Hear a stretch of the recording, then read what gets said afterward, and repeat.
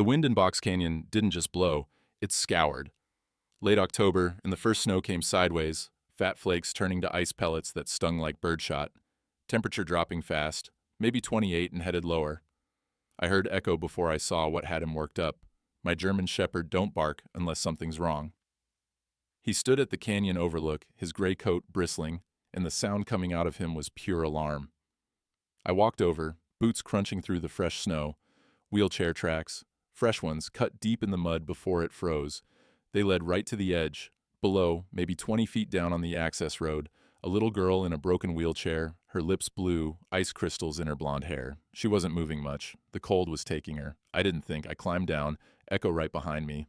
She weighed nothing when I lifted her, and that's when Echo's old collar caught on her jacket zipper, worn leather, the engraving almost gone. "Are you going to leave me too?" she whispered. I got her to my truck, engine turning over hard in the cold. Then I saw the headlights coming fast from the opposite direction. Sheriff's lights, following a helicopter spotlight. Doc Clark's clinic sat above the feed store on Main Street. The fluorescent lights buzzed like trapped flies, and the air smelled of antiseptic and old coffee. Doc was my age, maybe a year older, and we'd served together. Different units, same mud. He didn't ask questions when I carried the girl through his door, just pointed to the exam table. "Hypothermia," he said after 30 seconds with a thermometer. "Stage 2, another hour and we'd be talking about something else." I held her steady while he checked her over. His hands were gentle, methodical. The girl, Sarah, she said her name was, had a scar on her lower back. Surgical. Old injury, maybe 18 months. Paralyzed from the waist down, Doc confirmed with a few tests. "Where's my grandpa?" she asked. Her voice was small, hoarse. "Don't know, honey," Doc said. "But you're safe now." He examined the wheelchair I'd hauled up the stairs. The bolt on the left wheel had been loosened deliberately. The safety strap was cut clean through, not frayed. "This wasn't an accident," Doc said, looking at me. Sarah hummed something under her breath while he worked, a tune I couldn't quite place. Something familiar, like hearing a song through a closed door. It settled her, that humming. Her shoulders dropped half an inch. Echo had followed us inside, against every rule Doc had. The dog planted himself between the door and the exam table and wouldn't move for anything. "She can't go to county tonight," Doc said. "Rita Morales will need to do an intake, but offices closed 2 hours ago." "I'll take her to my place, Vaughn," I said. "Bring her to Rita in the morning." Doc studied me for a long moment. We both knew what he was weighing, my record, my silence, the 4 years I'd spent alone on that ranch since Kate died. "Rita will have questions, Pio," he said finally. Through the window, a helicopter spotlight swept across Main Street, low and searching. The sound of the rotors rattled the glass. The ranch house was 12 miles into nothing. I carried Sarah across the threshold, 3 porch steps, no ramp, and set her on the couch near the wood stove. The fire was down to embers. I built it back up, the smell of pine smoke filling the small room. The place was clean, but bare. I kept it military tight because disorder made my hands shake. One photograph on the mantel, Kate, laughing, her hair caught in the wind. I didn't explain it.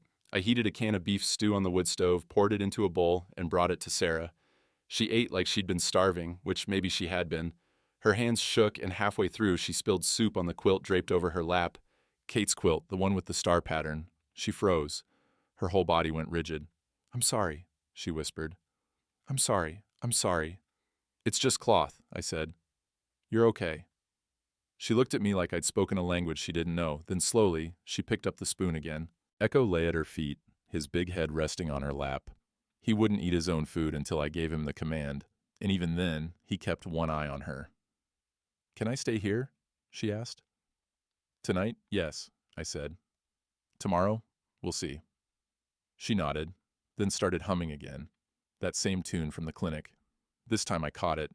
It was a lullaby Kate used to sing. I'd heard it 1,000 times, sitting beside her hospital bed during those last months. I opened my mouth to ask Sarah where she'd learned it, then stopped. Questions could wait. I sat by the window with my rifle across my lap, watching the access road. The snow was coming down heavier now, erasing tracks, erasing the day. At 3 in the morning, headlights turned onto my road. Not one vehicle. 3, moving slow, like a convoy. The sun wasn't up yet when they arrived. I heard the engines first, diesel rumble, then the distinctive chop of helicopter blades. Echo was already at the door, that deep growl in his chest that meant strangers with bad intent. I stepped onto the porch. The cold bit through my flannel shirt, and the smell of diesel exhaust cut through the clean snow smell. Sheriff Yates came up the drive in his county truck, followed by a black Cadillac that had no business on a ranch road. Behind them, a helicopter circled once, then landed in my north pasture. The downdraft sent snow spiraling in all directions. A man emerged from the Cadillac. Late 60s, tailored wool coat that probably cost more than my truck, polished boots that had never seen actual work. His face was hard, carved from old money and older anger. He moved like a man used to people getting out of his way. "That him?" Sheriff Yates called out, pointing at me. "That's him," the man said. His voice carried. "That man kidnapped my granddaughter." I kept my hands visible, relaxed. Old habit. "Found her freezing in a canyon." "Where were you?" "She wandered off during our outing," he said, not looking at me, looking at Yates. "I was organizing search and rescue. Proper channels, not vigilante nonsense." "Her wheelchair was broken," I said. Deliberately. "Old equipment." He waved a hand, dismissive. "The child is clumsy." Echo's growl went up half an octave. The dog had never shown aggression to anyone in 4 years. Now his ruff stood straight up, and his eyes were locked on this man like he was prey. A third vehicle pulled up, County Social Services. Rita Morales climbed out, a woman in her 50s with gray streaking her black hair and eyes that missed nothing. She wore a practical parka and boots that had seen real winter. "Mr. Pemberton?" she said, her tone careful. "Why is the child's wheelchair damaged?" I just explained that. Pemberton's jaw tightened. "Old equipment. I was bringing her to get it repaired when she..." "When she what?" Rita cut in. "Wandered off." Rolled away while I was checking the map. Through the window, Sarah's face appeared. She was watching, and when Pemberton's eyes finally landed on her, she flinched, shook her head slightly. "No." Sheriff Yates shifted his weight. "Flint, you should have called it in. Looks bad keeping her all night." "Offices were closed," I said, "and she was dying." Rita moved toward the house. "I need to interview her. Alone." "Mr. Pemberton, you'll wait outside." "That's my granddaughter. And I'm a county social worker with statutory authority." Rita's voice was steel wrapped in courtesy. "You'll wait outside." Pemberton turned to a thin man I hadn't noticed. Lawyer, by the look of him. Expensive suit, briefcase. The lawyer whispered something, and Pemberton's face went darker. "File it today," Pemberton said to the lawyer. Not quiet. He wanted me to hear. Rita paused at my door. "Don't make this harder," she said softly, just to me. I nodded and stepped aside. I stayed on the porch while Rita went inside.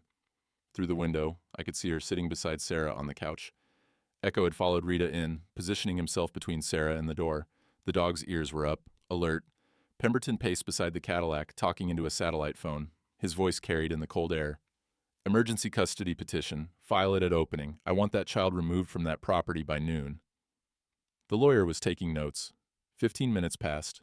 20. The sun came up, pale and weak through the clouds. The helicopter pilot smoked a cigarette, leaning against the aircraft. Then Rita opened the door. Her face was a professional mask, but her hands were shaking slightly when she motioned to Sheriff Yates. "We need to talk," she said. They spoke in low voices by Yates's truck. I saw his expression change. Surprise, then something like anger. He looked at Pemberton, then at the house. Rita's voice rose just enough for me to catch. "Bruising, consistent with restraint, doesn't want to go back," said he. Pemberton stopped pacing. "What did she say?" Rita turned to face him. "Mr. Pemberton, I'm declaring this an emergency neglect case under Wyoming Statute 14-3405. Sarah will not be returning to your custody pending a hearing." "I have legal guardianship." His voice was ice. "My daughters will, explicitly, and I have statutory authority in cases of immediate danger." Rita's tone didn't waver. "A judge will review. Hearing is in 72 hours. "Immediate danger?" Pemberton's face flushed. "That soldier is the danger. You're leaving a child with a man you don't even know. I know he brought her out of the cold when someone else left her in it." Rita's words landed like hammers. "I know her wheelchair was deliberately sabotaged. And I know what she just told me about where you were taking her when you, quote-unquote, got lost." Pemberton went very still. Sheriff Yates cleared his throat. "Doug, maybe we should..." "Don't." Pemberton's voice was lethal. He turned to his lawyer. "File everything. Custody petition, psych evaluation on McKenna, background check. I want every parking ticket, every bar fight, every— There won't be any, Rita said quietly, but you're welcome to look. The lawyer pulled an envelope from his briefcase and walked toward me. He handed it over without a word. Official county seal, already signed by a judge. Emergency psychological evaluation order, he said. His voice was neutral, professional. You're a person of interest in a custody matter, Mr. McKenna. Evaluation is scheduled for 2 weeks from today. Failure to appear will result in automatic removal of the child. I took the envelope. The paper was heavy, expensive, the kind of paper that came with money behind it. Pemberton climbed into his Cadillac. Before he closed the door, he looked at me one last time. See you in court, soldier. The courthouse in Copper Ridge was built in the 50s. Wood paneling gone dark with age, an American flag in the corner, and windows that rattled when the wind picked up. The heating system clanked and hissed, pushing the smell of old radiators and floor wax through the room. Judge Martha Hendricks was 62 and looked like she'd spent most of those years on horseback. Her hands were weathered, her gray hair pulled back tight, and her eyes held the particular patience of someone who'd raised cattle and children in equal measure. She reviewed Rita's report in silence. The courtroom was half full, reporters in the back rows, townspeople who'd heard about the case, and Pemberton's lawyer, a man named Crandall, who wore a suit that probably cost 3 months of my ranch income. Your Honor, Crandall began, standing. My client was conducting a search and rescue operation when Mr. McKenna interfered. Mr. Pemberton has legal guardianship, established by his daughter's will, and the financial resources to provide the best possible care. The child had hypothermia, Rita said from her seat. She didn't stand, didn't raise her voice. Another hour and we'd be having a different conversation. Judge Hendricks looked up. Mr. Pemberton, where exactly were you when your granddaughter was found? Pemberton stood.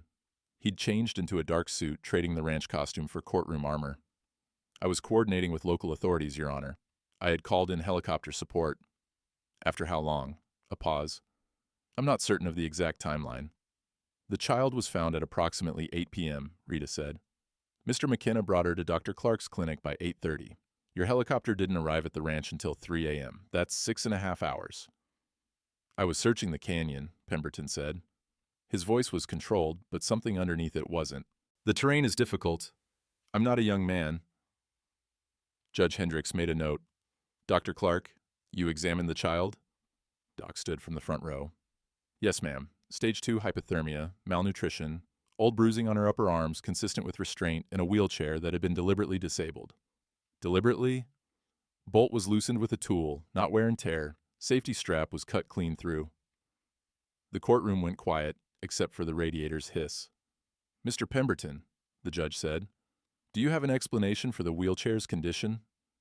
Old equipment, he said. I was bringing her to have it repaired. She's a difficult child, prone to tantrums. From the front row, Sarah made a small sound. Not a word, just a caught breath. Judge Hendricks looked at her.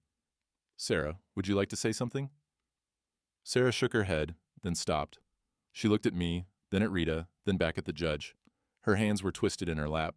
Who do you want to stay with? The judge asked. The question hung there.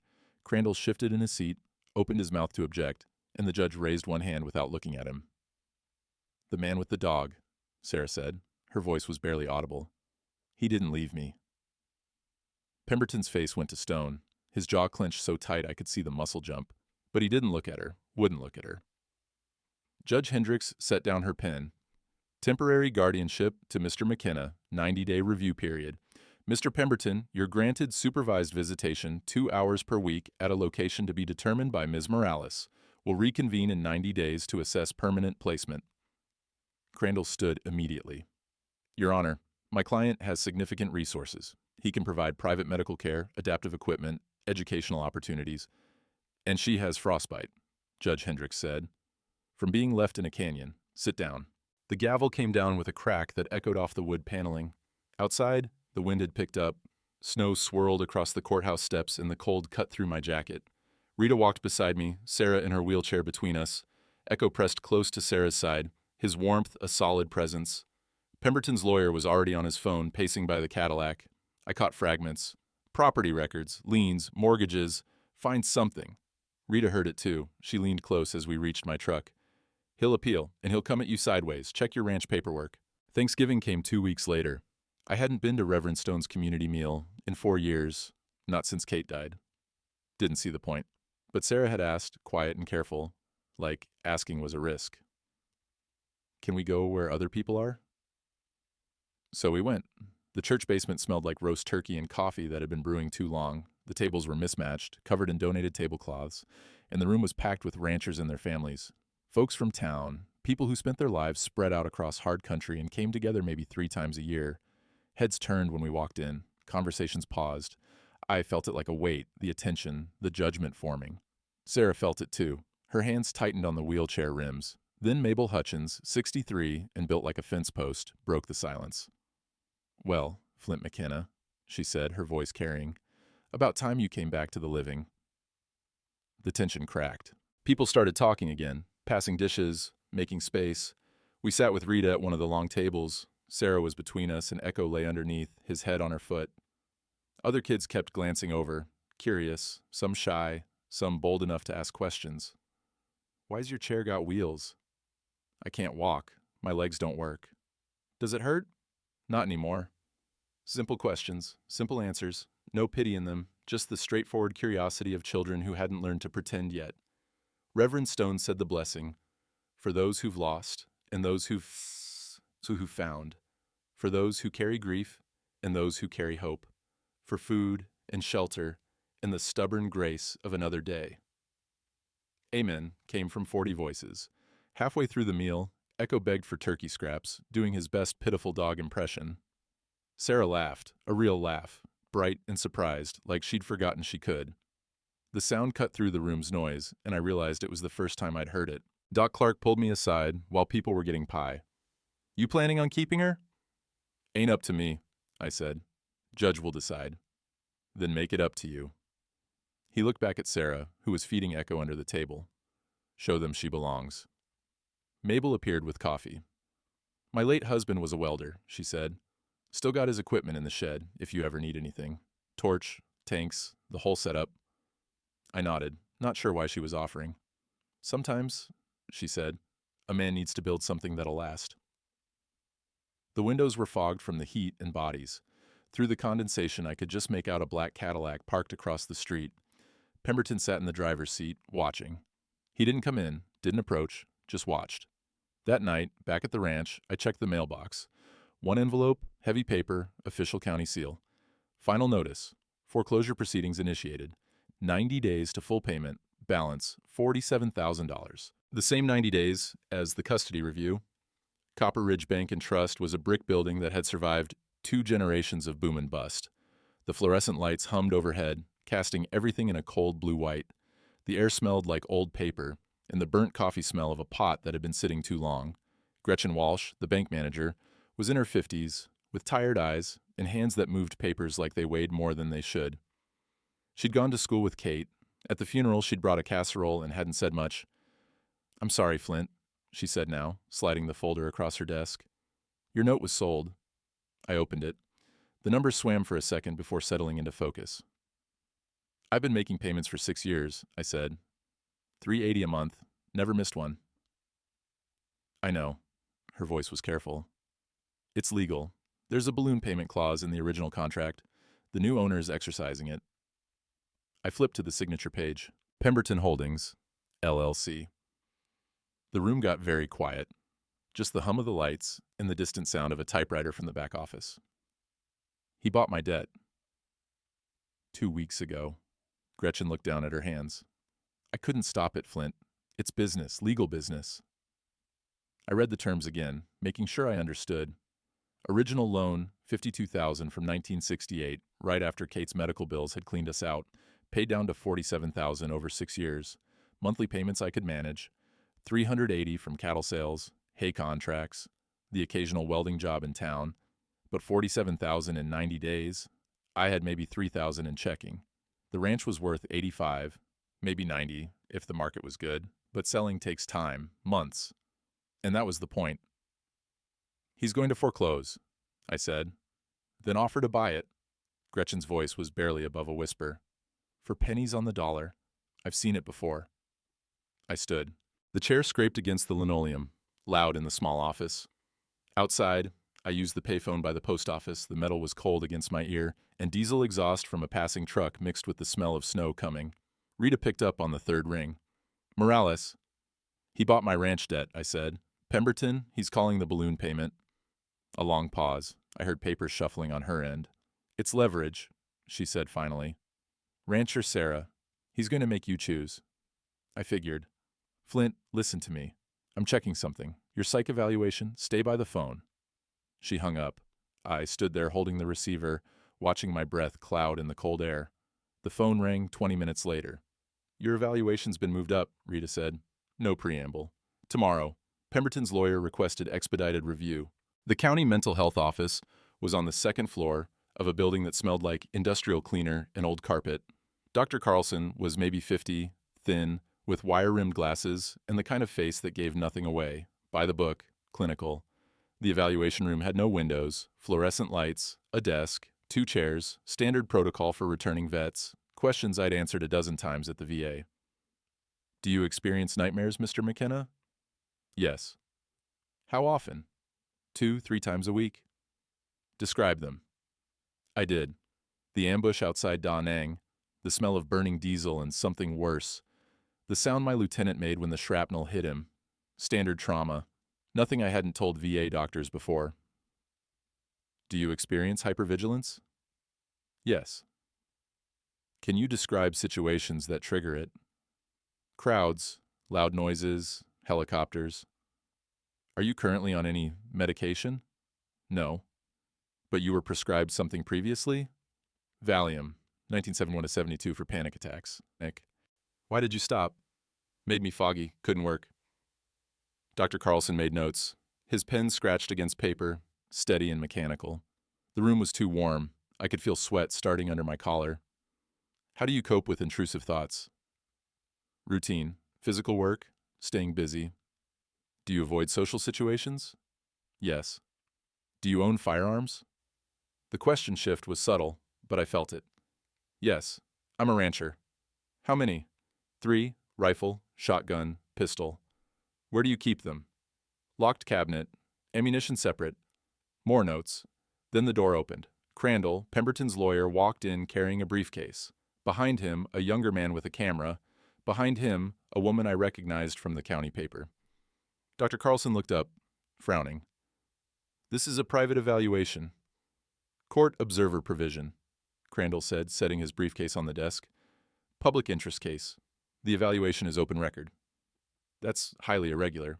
It's legal. Crandall pulled out a document, slid it to Carlson. Judge Simmons signed the order this morning. The reporter's pen was already moving. The photographer adjusted his camera. I felt the trap close. Every honest answer I'd given, the nightmares, the medication, the isolation, it was all going to be twisted, made into something else. Crandall sat down. Dr. Carlson, please continue. I have some follow-up questions when you're finished. Mr. McKenna, Carlson said, his voice careful now, have you ever had violent thoughts? The reporter leaned forward. Define violent, I said. Thoughts of harming yourself or others. In combat, yes. That was the job. Since returning home? No. But you experience nightmares involving violence. I experience memories. Do these memories ever feel real, as if they're happening in the present? I could see where this was going. Every symptom of PTSD, hypervigilance, intrusive memories, avoidance, was being reframed as instability, danger. Sometimes, I said. Honest answer, wrong answer.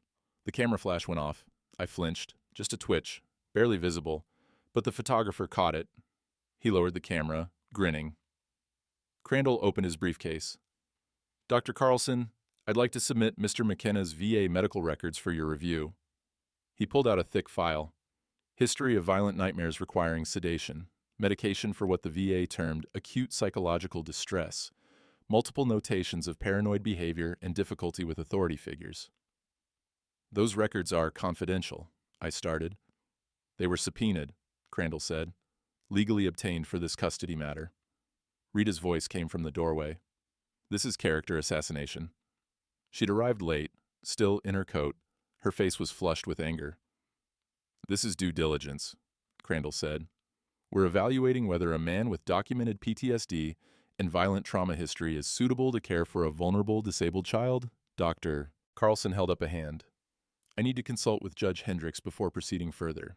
This evaluation is suspended. Outside, the reporters were waiting, 3 of them now, cameras and notebooks ready. Mr. McKenna, are you fit to care for a disabled child? Is it true you have violent PTSD? Does the child trigger your combat memories? Echo lunged. Not a bite, just a lunge, teeth bared, the growl I'd only heard once before. I caught his collar, held him back. The photographer got the shot anyway. Me restraining a snarling dog, my face tight with the effort. Perfect image for the story they wanted to tell. The next morning, the newspaper was on every counter in town. Front page, above the fold, War Vets PTSD raises questions in custody battle. Grandfather seeks emergency removal of disabled girl from unstable guardian. The photo showed me with my hands clenched, jaw set, looking exactly like a man barely holding it together. Below it, a smaller image. Echo mid-lunge, all teeth and fury. I sat at my kitchen table, the paper spread in front of me, and felt something I hadn't felt since the war. Complete, annihilating shame. December came in cold, the kind of cold that made metal stick to bare skin and turned breath into ice crystals. 5 days until Christmas, and the custody hearing loomed in early January like a guillotine with a calendar. Sarah asked the question while I was fixing fence in the north pasture. She'd wheeled herself out onto the porch, wrapped in Kate's old quilt, watching me work. What if I can't stay? I set down the post driver. The sound of it hitting frozen ground echoed across the empty land. Then these 90 days will still matter, I said. Not a lie, not false comfort, just the truth as I understood it. That afternoon, I drove to Mabel's place and borrowed her late husband's welding equipment. Arc welder, acetylene torch, tanks, the whole setup. She helped me load it into the truck bed, her breath clouding in the cold air. What are you building? She asked. Something that might not get used, I said. She patted the side of the truck. Build it anyway. The project took over the barn. I cleared space near the workbench, set up the equipment, and started with an old saddle Doc had given me. Cracked leather, but the frame was solid. The modification required precision, a mounting platform that would let Sarah transfer from her wheelchair, with handles she could grip and a safety harness that wouldn't make her feel like cargo. The welding torch hissed, and sparks showered orange against the dim barn. The smell was sharp, hot metal, burning flux, old leather warming near the flame. Echo lay by the barn door, watching. Sarah sat just outside in her wheelchair, close enough to see, but back from the sparks. Hand me that clamp, I said. No, the bigger one. She wheeled forward, passed it over. Her hands were small, but steady. Metal's honest, I said, heating a joint. You heat it right, apply pressure, it holds. Heat it wrong, it breaks. Like people? She asked. I paused, the torch still burning. Smarter than people. Metal don't lie. She watched me work for a while. Quiet. Then, the lady in the picture, on the mantel. My wife, Kate. What happened to her? Cancer, 4 years ago. The torch hissed. I finished the joint, shut it off, let the metal cool. Does it stop hurting? Sarah asked. I set down the torch, looked at her straight. No, but you learn to carry it different. She nodded like she understood. Maybe she did. Then she started humming, that same lullaby, soft and unconscious, the way people hum when they're thinking about something else. I almost said something, almost asked where she'd learned it, but the moment felt too fragile, so I just listened and kept working. Rita's truck pulled up an hour later, gravel crunching under the tires. She wasn't alone. Doc Clark and Reverend Stone climbed out with her, all of them wearing the kind of serious expressions that meant bad news was coming. We gathered in the kitchen. The wood stove ticked and creaked, pushing heat into the small space. The smell of coffee mixed with the diesel and metal smell still clinging to my clothes. Judge Hendricks is getting pressure, Rita said without preamble. Pemberton's lawyers filed a motion. He's offering to pay for private residential care in Denver. An institution, Doc said.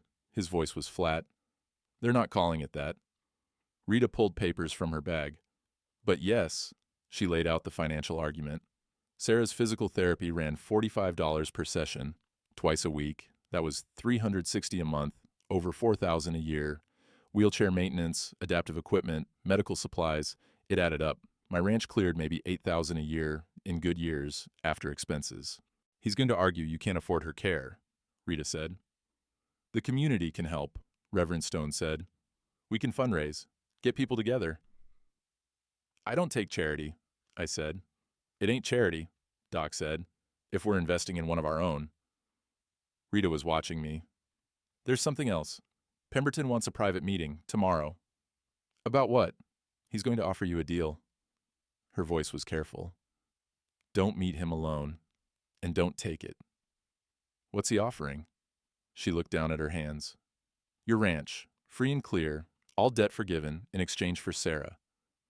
The room went silent except for the wood stove's crackle and the wind outside. He's giving you a choice, Rita continued. Your family's land, 3 generations of it, or a girl you've known 3 months. Doc's jaw tightened. Reverend Stone stared at the table. He thinks you'll take the land, Rita said. He thinks every man has a price. I thought about the ranch. My father built the main house in 1941. Kate and I had expanded it, dreaming about the family we'd raise here. She'd died in the bedroom upstairs, and I'd kept everything exactly as she'd left it. Her books on the shelf, her coffee mug in the cabinet, the quilt she'd made spread on the bed. This land was the only thing I had left of that life. When's the meeting? I asked. Tomorrow, 2 o'clock, his drilling office. A sound from the doorway made us all turn. Sarah sat there in her wheelchair, her face pale. She'd heard everything. Don't trade me for a house, she said. Her voice was small, but clear. Please. Rita stood, moved toward her. Honey, no one's... He traded me already, Sarah said. My grandpa, he traded me for not having to look at me. Don't you do it too. She turned her chair and wheeled back toward the living room. Echo followed, his claws clicking on the wooden floor. After they left, Doc spoke first. What are you going to tell him? I looked at the papers spread on the table. The foreclosure notice, the custody evaluation order, the financial breakdown showing exactly how impossible keeping Sarah would be. I'm going to finish that saddle, I said. Nobody argued. That night, alone in the barn with just the sound of wind and the distant call of a coyote, I welded a small plate to the saddle's frame, used the acetylene torch to etch letters into the metal, careful and permanent. SGM, 1975, Sarah Grace McKenna, not Holbrook, McKenna, a name she didn't have yet, maybe never would, but I built it to last anyway. The church basement on January 2nd smelled like coffee and homemade pie. Reverend Stone had organized it, a fundraiser for what he was carefully calling Sarah's Medical Support Fund. By 10 in the morning, 60 people had shown up. For a town of 300 souls spread across 200 square miles, that was half the county. Mabel ran the bake sale table, her offerings lined up like soldiers. Apple pies, cinnamon rolls, sourdough bread wrapped in wax paper. The raffle had donated items, a hand-tooled saddle from the Garrison Ranch, a set of socket wrenches, quilts made by the Women's Auxiliary. Donation jars sat at every table, already filling with bills and coins. Sarah sat at the entry table with Echo beside her, greeting people as they came in. She'd been nervous about it, worried about being on display, but Rita had convinced her. They want to help, Rita had said. Let them. The running tally went up on a chalkboard behind the serving line. By noon, it hit $2,400, enough to cover 4 months of physical therapy, maybe more if Doc kept donating his clinic space. Ranchers I barely knew came up and shook my hand. Tom Garrison, whose place bordered mine to the east. Your dad helped me with a bad calving in '58, lost my best heifer, but he sat up all night anyway. Time to return the favor. Others just nodded, dropped cash in the jar, moved on. Not much for words, these people, but their presence said enough. The women had clustered around Sarah, teaching her to knit. Needles clicked, and someone was showing her how to cast on. She fumbled it, laughed, tried again. The sound of her laughing, still rare enough to be remarkable, cut through the room's noise. Then the door opened, bringing in a blast of cold air and the smell of diesel exhaust. Douglas Pemberton stood in the doorway. He'd come alone, no lawyer, no helicopter, just a man in an expensive coat, leaning slightly on a cane I hadn't seen him use before. The conversations didn't stop, but they got quieter, people watching without looking like they were watching. Pemberton walked slowly to the donation table. His breathing was audible, slightly labored. He studied the chalkboard, the jars full of small bills and change, the handmade signs. How much have you raised? His voice carried. He wanted everyone to hear. I'll double it and provide a real home. The room went silent. Even the coffee maker stopped its burping. Sarah shrank in her wheelchair, her hands gripping the armrests. I stood from where I'd been helping move tables. She has a home. A house you're about to lose. Pemberton's eyes were on me now, not Sarah. I've done my research, McKenna. 47,000 in 90 days. You planning to pull that out of a hat?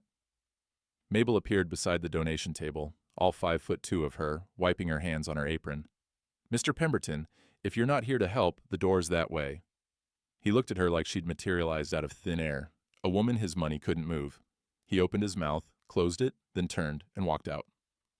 The cane tapped against the linoleum with each step, and I noticed his hand shook slightly on the handle. Rita noticed too. She watched him through the window as he got into his Cadillac. Her eyes narrowed. "He's not well," she said quietly, just to me. That evening, back at the ranch, Rita stayed late. The three of us sat by the fire, Sarah brushing Echo's coat like she did every night, me and Rita drinking coffee that had gone lukewarm. Echo lay between Sarah's wheelchair and the fire, content, his eyes half closed. His old leather collar caught the firelight, the brass plate glinting. "That's quality work," Rita said, nodding at the collar. "Custom leather, you don't see that much anymore." "It was on him when I got him," I said. "Rescue, 4 years back, right after Kate died." Rita stood, moved closer, squinting. "There's an engraving. Can I—" I nodded. She knelt beside Echo, tilted the brass plate toward the light, and pulled reading glasses from her pocket. "To Claire, love always, J.M." She looked up. "And there's a serial number. Who's J.M.? "My wife, Jennifer McKenna. Kate was her nickname." "Who's Claire?" I shrugged. "Don't know. Figured it was the previous owner." Rita pulled out her phone. "I'm calling the rescue. They keep records." She stepped into the kitchen, her voice low as she talked to someone on the other end. 5 minutes, 10. I could hear her asking questions, the scratch of pen on paper. When she came back, her face had changed. "The dog's original owner was Claire Elizabeth Pemberton," she said, Sarah's mother. The room seemed to tilt slightly. "Claire gave the dog to her friend Jenny in 2018, Rita continued, reading from her notes. 6 months before the car accident. Jenny, that's Kate, your wife." Sarah's hands stopped moving in Echo's fur. "Mama knew her?" Rita nodded. "They volunteered together, church cancer support group. Your mother gave the dog to Kate when Kate got sick, so she'd have company during treatment." I tried to process it. Kate had never mentioned Claire Pemberton. But then, Kate didn't talk much about the support group. It was private, she'd said. Sacred space.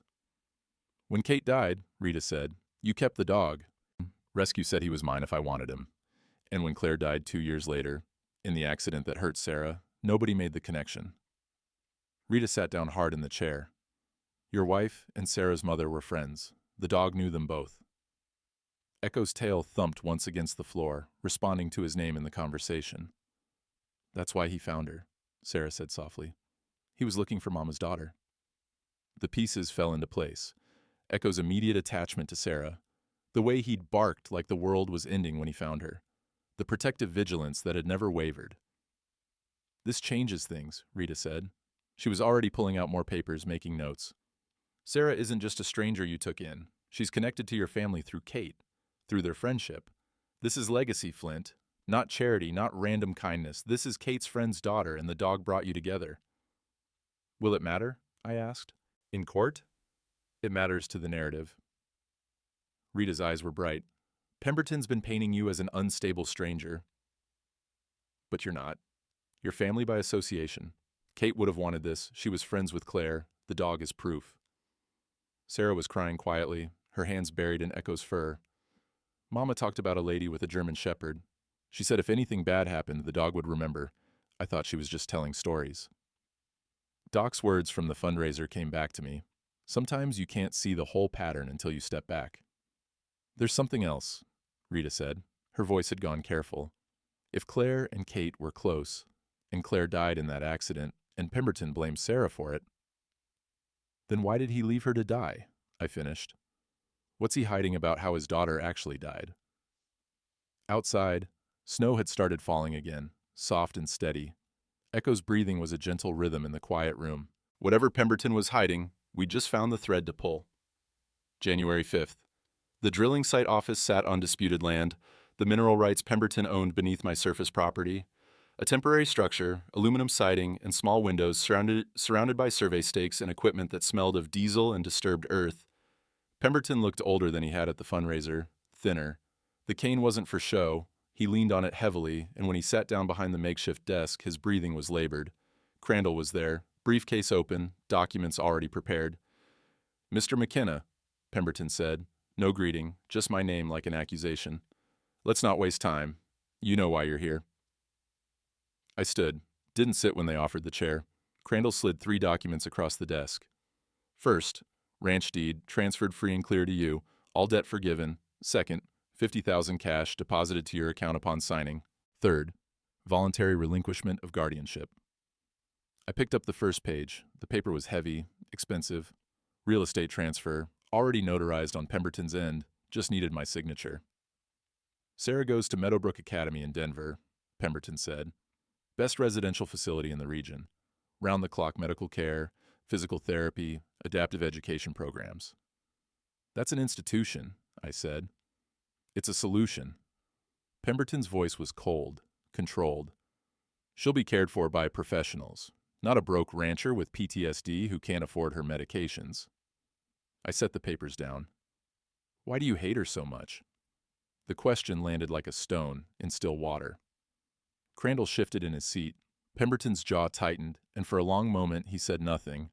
Then something broke. "She killed my daughter."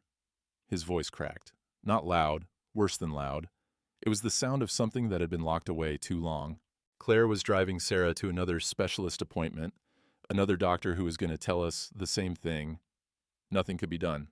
Claire was distracted, tired, trying to manage everything alone, because He stopped, breathed. The office was quiet, except for the wind outside and the distant rumble of drilling equipment. "She drove off an embankment," Pemberton continued.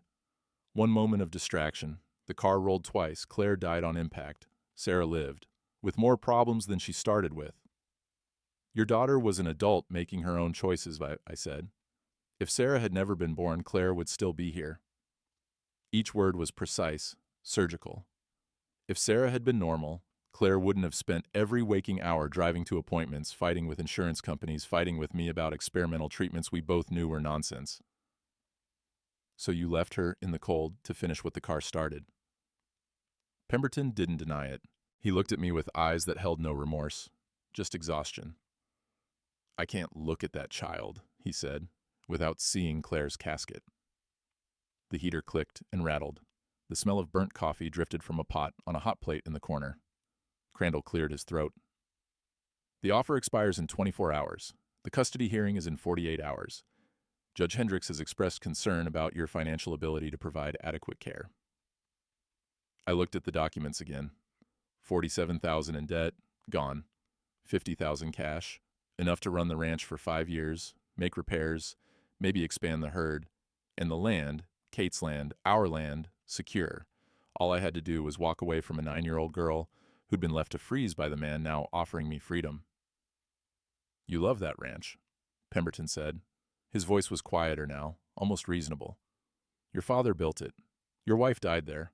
Everything you are is in that land. Don't throw it away for a crippled girl you've known 3 months." I picked up the pen Crandall had set on the desk, held it for a moment. "My wife would have chosen the girl," I said. I set the pen down and walked out. The drive back to the ranch took 30 minutes. The sky was heavy with clouds, and the temperature was dropping fast. My hands were steady on the wheel, but inside something was tearing. 90 days, that's all I had to save the land and keep Sarah. 90 days to find money I didn't have, to win a legal fight against a man who owned judges and newspapers and probably half the county by now. The smart play was taking the deal. The rational play. The play that honored my father's work and Kate's memory and everything 3 generations had built. But I kept seeing Sarah's face when she'd said, "Don't trade me for a house." I kept hearing that small, clear voice. "Please." Back at the ranch, Sarah was on the couch, reading one of Kate's old books. She looked up when I came in, searching my face for an answer I wasn't ready to give. "I'm going to the barn," I said. I gathered Mabel's welding equipment, torch, tanks, metal grating I'd salvaged from an old grain chute. Echo followed me out, and Sarah wheeled herself to the window to watch. The barn was cold enough that my breath clouded. I measured the porch steps 3 times, 18 inches total, rise over 3 steps. The ramp needed to be gradual. ADA standard was 1 inch of rise per foot of length, But I didn't have 18 feet of porch. I'd compromise at 12 feet, steeper than ideal, but manageable. I cut angle iron for the frame using a hacksaw, the blade's rasp echoing in the empty barn, the smell of cut metal mixed with old hay and leather. My hands remembered the work: measure twice, cut once, the precision that kept you alive when you were building things that had to hold under pressure. The acetylene torch hissed to life, blue flame, then orange when I adjusted the mixture. I welded the frame joints, sparks showering down and dying in the dust. Each bead had to be perfect. This wasn't temporary. This was permanent, or as permanent as I could make anything. Through the barn door, I could see Sarah at the window. She wasn't reading anymore, just watching. Her hands pressed against the glass, and even from this distance I could see she was crying. I attached the metal grating, non-slip surface, good for wheels in any weather, welded support brackets every 2 feet, tested each joint with my full weight, then jumped on it. Solid. The final touch. A small plate welded to the side rail. I used the torch to etch letters into the metal, working slowly, making them deep and clear. SGM, 1975, Sarah Grace McKenna. A name that wasn't hers yet, might never be. But I built it to last anyway. I worked past midnight, the porch light casting long shadows across the snow. When I finished, I tested it one more time, drove my truck's front wheels onto it. The ramp held without a creak. I stood back, looking at it. 3 generations of McKenna land, about to be foreclosed on. And I'd just spent my last evening building a ramp for a girl who might not be here in 90 days. Kate's voice in my head, that soft certainty she always had. You did the right thing. I hoped she was right. The porch light threw a yellow glow across the new ramp. Sarah had wheeled herself to the door, pushed through the screen. She sat there at the top of the steps, looking down at the ramp like it was something she couldn't quite believe was real. Come on, I said. Test it. She positioned her chair, hands trembling slightly on the wheels. Then she rolled forward, down the ramp, slow and careful, the first time she'd left the house under her own power since arriving. She reached the bottom, wheeled across the packed snow to the barn, then turned around and came back up. The ramp's angle was steep, but she had the upper body strength from weeks of physical therapy. She made it. At the top, she stopped, looked at me. You're keeping me? I'm trying. She nodded. Didn't smile. This was too serious for smiling. But something in her face loosened. The phone rang inside, sharp and urgent in the cold night. I went in. Rita's voice was frantic before I even said hello. Get to the canyon, now. Pemberton's survey crew is trapped by floodwater. Early thaw, ice dam broke, and they're cut off on the high ground. Call search and rescue. They're 2 hours out. These men have maybe 30 minutes before hypothermia sets in. She paused. Sarah knows that terrain, Flint. Better than anyone. You taught her. I looked through the window. Sarah had wheeled herself back to the porch, sitting at the top of the new ramp, Echo beside her. We're coming, I said. Dawn was still an hour off when we reached Box Canyon. The access road was a river of brown water, moving fast, carrying branches and debris. Sheriff Yates had set up lights, and in their harsh glare I could see 3 men trapped on a rock outcrop 50 yards in, surrounded by water that was rising by the minute. The smell hit first, wet sage, mud, and the metallic tang of snowmelt cutting through limestone.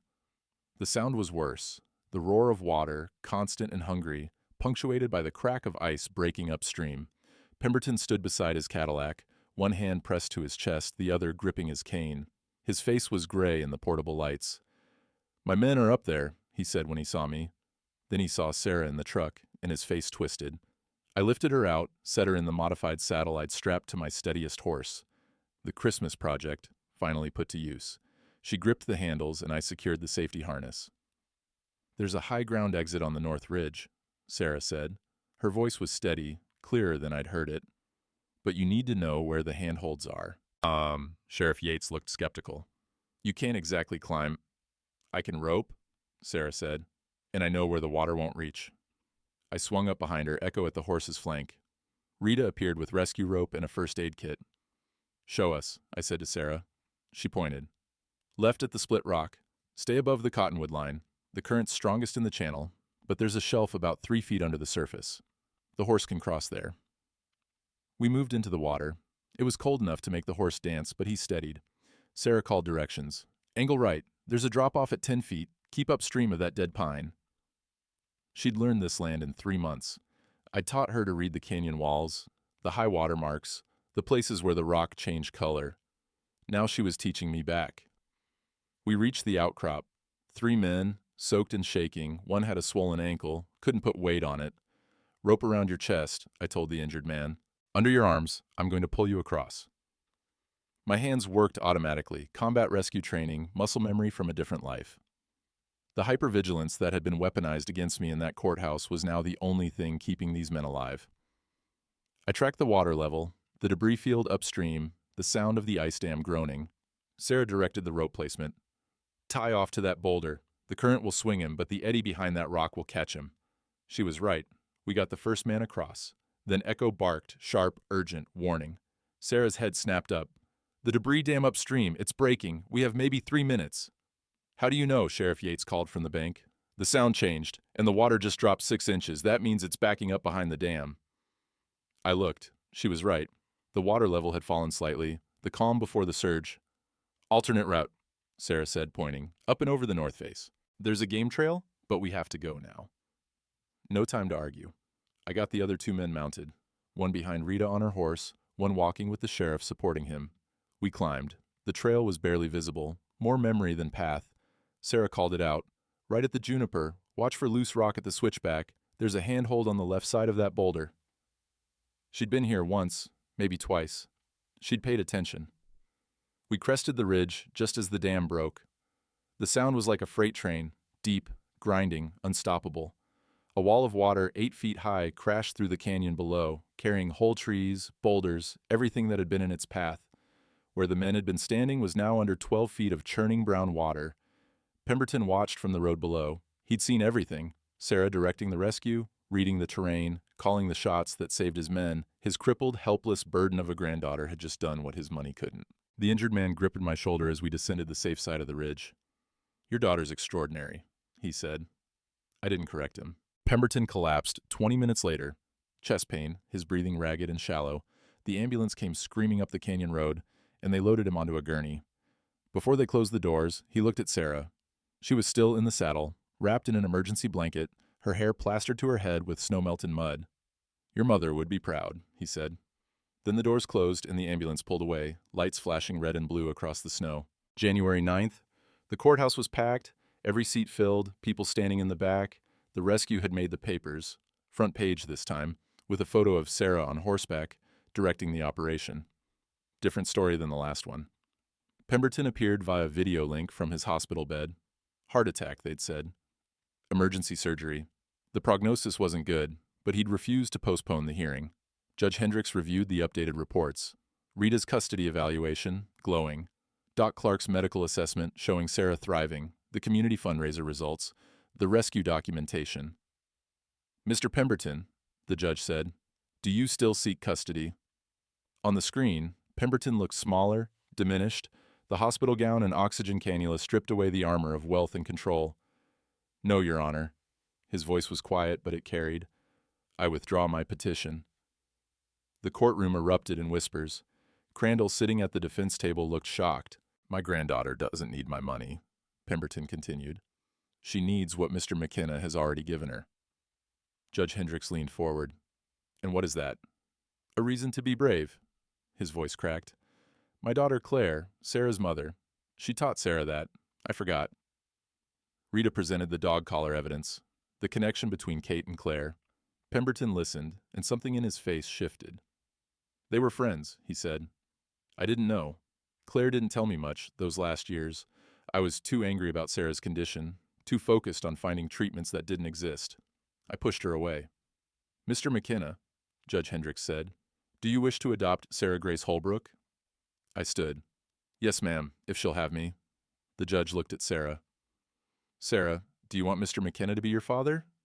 He already is, Sarah said. Her voice was clear, certain. I just want it to be official. Judge Hendricks nodded. Adoption is granted. Mr. Pemberton, I'm ordering supervised visitation rights. You may be her grandfather, but you need to earn her trust. Understood, Your Honor. On the screen, Pemberton was crying, not loud, just tears running down his weathered face. I'd like to try. One more matter, the judge said. She pulled out a document. The foreclosure on Mr. McKenna's property. It appears Mr. Pemberton holds the note. On screen, Pemberton nodded. I'm transferring it back to Copper Ridge Bank. Original terms, no balloon payment. Crandall started to object, but Pemberton cut him off. It's done, Harold. Let it go. Judge Hendricks allowed herself a small smile. Well, that was easy. She brought the gavel down. Adoption is final. Case closed. The courtroom exploded in applause. Sarah wheeled herself over to me, and I knelt down. She wrapped her arms around my neck and held on. Outside, in the cold January sunlight, reporters surrounded us. Sarah handled it better than I did. What do you want people to know? One of them asked. Sarah looked at me, then back at the camera. Family isn't about blood. It's about who shows up. Echo barked once, agreeing. February 15th. The county offices smelled like old paper and floor polish. The fluorescent lights hummed their constant drone, and outside the window, icicles were dripping in the midday sun. First real sign of thaw. Rita slid the final documents across her desk. Birth certificate, amended. Sarah Grace McKenna. The adoption decree, stamped and official. Social Security paperwork showing survivor benefits from Claire's death. $180 a month, $21.60 a year. Not much, but it would help. You'll get the benefits deposited automatically, Rita said. And Flint, there's something else. Pemberton requested a supervised visit. First one since the hospital. I looked at Sarah.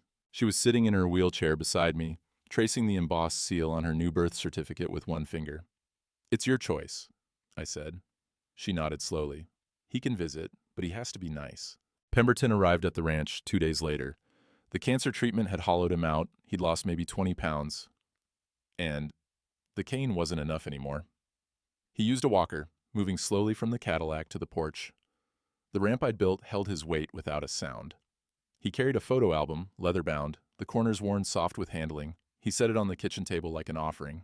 I brought pictures, he said, of your mother when she was young. Sarah wheeled closer, cautious. Echo stayed between them, not aggressive, just watchful. The album was full of Claire, a little girl with Sarah's blonde hair, laughing on a swing set, holding a puppy standing beside a Christmas tree. Pemberton's hands shook slightly as he turned the pages. She was fearless, he said. Climbed every tree, jumped every fence. I was terrified she'd break her neck. He paused on a photo of Claire at maybe 10 years old, grinning gap-toothed at the camera. She would have loved teaching you to be brave. Sarah touched the photo. Why are you here? To say I'm sorry. His voice was rough. And to ask if I can visit sometimes. Not as someone who owns you, just as your grandfather. Sarah looked at the photo, then at me. I nodded, her decision. You can visit, she said, but you have to actually look at me when you do. Pemberton met her eyes then, really met them, maybe for the first time since she'd been born. I'll try. Sarah showed him the photo on the mantel. Kate, laughing, the wind in her hair. Dad's wife and my mama were friends, Sarah said. The dog brought us together. Mama used to say if anything bad happened, the dog would remember. She was right. Pemberton studied the photo for a long time. Your mother believed in signs. She'd say this was meant to be. He stayed for exactly 20 minutes, supervised visit limit, then he left. But as his Cadillac pulled away, Echo's tail thumped once against the floor. Acceptance from the most honest judge in the house. Spring came in early March with the kind of warmth that felt like grace. The snow retreated to shaded hollows, and the smell of wet earth replaced the sharp bite of winter cold. Meadowlarks returned, their calls carrying across the empty spaces. The first calf was born on a sunny morning, all legs and wobble, and Sarah watched from her wheelchair as I helped it stand. Dad, she said, still testing the word, making it real, can I learn to ride for real? Not just rescued, actually ride. I saddled the gentlest horse we had, used the modified saddle I'd built at Christmas. Sarah transferred from her wheelchair with practiced ease now, 3 months of physical therapy showing in her upper body strength. We rode slow, Echo trotting alongside. The trail led through sage that was just starting to green, past rock outcrops where lizards sunned themselves, up to the canyon overlook where this had all started. Sarah looked down at the spot where she'd been abandoned. The wheelchair tracks were long gone, erased by winter and spring melt. I'm not scared anymore, she said. Good, because this is your land now, too. We rode back to find trucks in the yard, Doc's, Rita's, Reverend Stone's, half the town it looked like. Someone had strung lights, and Mabel was setting up tables. A surprise welcome home party, they said, though Sarah had been home for months. The smell of grilling meat mixed with sage and warm earth. Someone had brought a guitar, and old ranch songs filled the air. Kids ran around Echo who tolerated their attention with patient dignity. Pemberton arrived last, driving slowly, carefully. He brought lumber, practical gift, no ceremony, enough to build a new chicken coop, which we'd been needing. He stayed for dinner, sitting quiet at the edge of things, watching Sarah laugh with other kids. He was dying. Everyone knew it now. 6 months, maybe less, but he was present. That counted for something. As sunset painted the mountains orange and purple, Sarah and I sat on the porch, her wheelchair positioned at the top of the ramp, me on the steps beside her. Echo lay between us, his head on Sarah's lap, his breathing slow and content. "Dad," Sarah said, "what was Mom's favorite song?" She meant Kate, my wife, her mother by connection, the woman who'd been friends with Claire, who'd owned this dog before I did, who'd somehow known, even dying, that this dog would matter. I sang it, the lullaby. The one Kate used to sing in the hospital, the one Sarah hummed without knowing why, the one that connected 3 generations through loss and love and a gray dog with a worn leather collar. Sarah joined in on the second verse. Her voice was thin but true, and she knew all the words. Behind us, through the screen door, I heard Pemberton's voice join in too. Quiet, cracking, but there.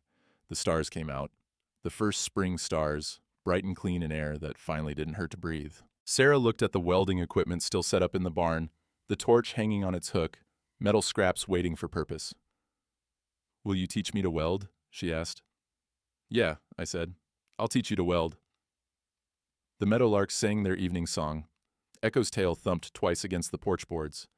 And somewhere in the darkening sky, I imagined Kate and Claire watching, satisfied that the dog had done his job. He'd brought their families together. He'd saved us both. By the time spring fully settled on the high plains, you couldn't tell Sarah had ever been anywhere else.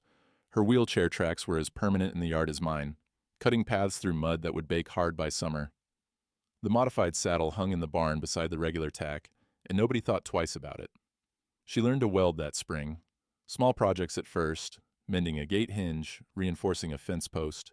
Her hands were steady and she didn't flinch from the sparks. By May, she was helping me rebuild the chicken coop with Pemberton's lumber, her welds cleaner than mine.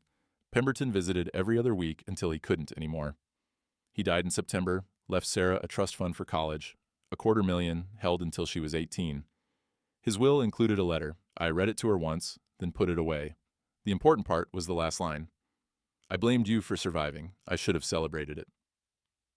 The ranch, which had felt like a tomb, was loud now. Sarah's friends came over. Rita stopped by for coffee. Doc brought his grandkids to see the calves. Echo, now 5 years old, had regained his purpose, protector of the small human who'd given him back his joy. Some folks say I saved that girl. Truth is, we saved each other.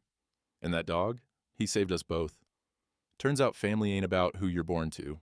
It's about who chooses you when you're freezing in the dark, and who you choose to stay for. Kate would have understood that. I think she did when she sang that lullaby to a dying friend, and accepted her dog as a gift. She was building a bridge she'd never cross herself, but Sarah and I crossed it, and on the other side, we found each other. The land's still here. 3 generations of McKinnon sweat in this soil, and now a 4th learning to work it.